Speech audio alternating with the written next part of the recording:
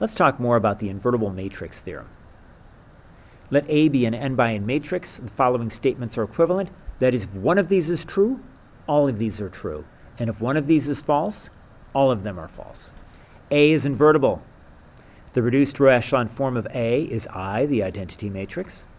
A can be written as a product of elementary matrices. AX equals 0 has only the trivial solution. So these were the four statements we had as part of the invertible matrix theorem, but we could add more statements to this theorem. A transpose is invertible because the inverse of A transpose is A inverse transpose. So as long as A is invertible, A transpose is going to be invertible. Each column is a pivot column. Why is that? Well, the reduced row echelon form of A is I, which means that every column of A is a leading variable, has a leading variable in it, and there are no free variables. Therefore, each column is a pivot column. Columns of A are linearly independent. Why is that? Again, it's because there are no free variables. The rows of A are linearly independent, and that's because if A is invertible, then A transpose is invertible, and that implies that if the columns are linearly independent, the rows are linearly independent.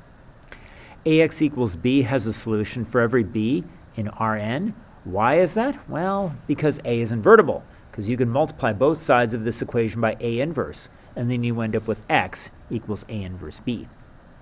Columns of A span Rn. That's just another way of saying that AX equals B has a solution for every B in Rn.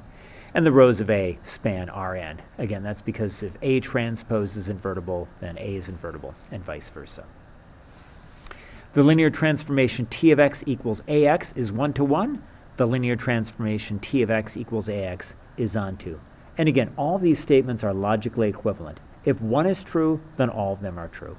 I know it may seem tedious to have this huge theorem, this monster theorem with lots of statements, but it's the most important theorem in the course. We're going to use it over and over and over again. So I'd encourage you to know these. They're helpful.